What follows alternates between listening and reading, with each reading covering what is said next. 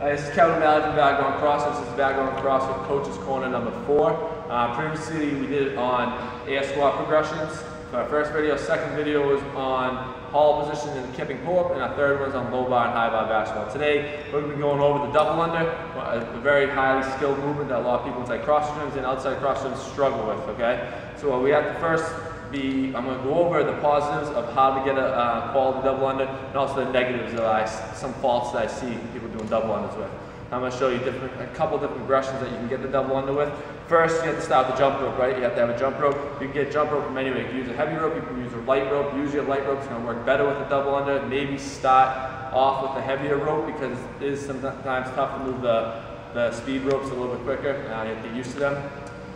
First thing, you have to find out where you're going to be measuring at. Usually, I have my people at my gym, at Vagabond CrossFit, we step on the rope. And what we're going to do is, we're going to bring it up to about our armpits. It should go out the armpits. The two handles should go up to your armpits. This is a little bit too tall for me, but that's fine. So it should go up to about your armpits, so right about there. If you're beginning jump rope, maybe you should go up a little bit past the armpit to give you a little more length in the rope. Next thing, how do we hold the jump rope? That's a big thing. A lot of people try to hold the jump ropes like this with their fists. This is not going to help with using your wrist. The big thing, this hand is a really big part. This wrist right here, moving the jump rope around. All right. So what we're going to do is we're going to take our index finger and our thumb, and we're going to be using just those. So now we can freely use those wrists to move around much quicker.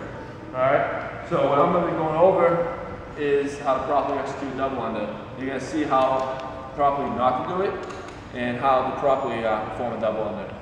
First thing you have to have before you can accomplish a double under is to have a quality single under. You should be getting some single unders nice fast with the wrist, all right, before you can move on to a double under, all right? So one thing we're going to do, so a single under, pretty simple. If people watch this don't know what a single under is, but this is going to be doing, basically I take my hands, index, thumb fingers, all right? All I'm going to do is get nice quality single unders, all right? I'm using my wrist. I'm not going like this with my arms.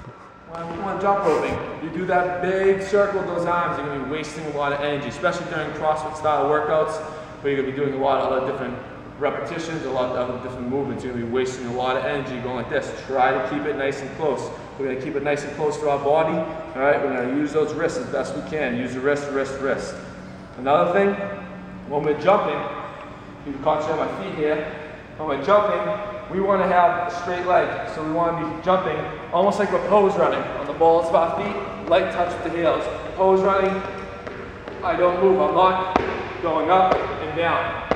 Once again, a waste of energy if we're going to be jumping like this. So Max keeps concentrating on my feet. All right, if you see a single under, standing up nice and tall.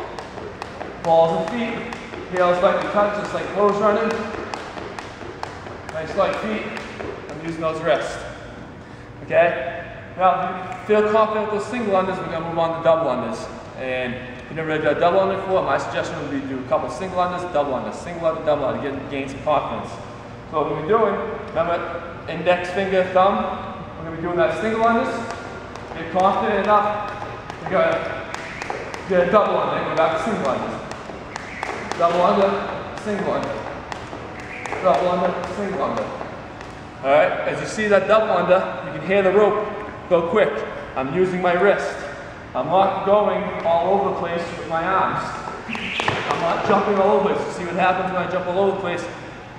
I break at the hips, I'm leaning over, my chest drops, my arms will be all over the place. It's a waste of energy, you're not going to be very efficient in your movement. As we get more confident on double unders, we're going to move those wrists, we're going to use those feet.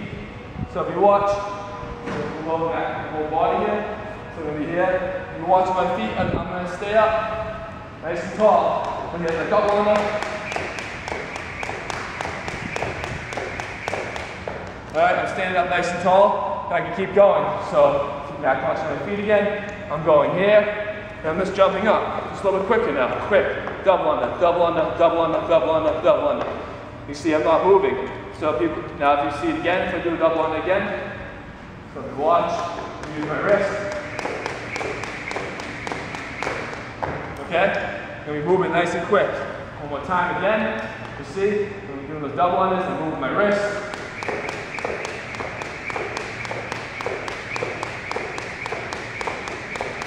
My feet are staying pretty much straight.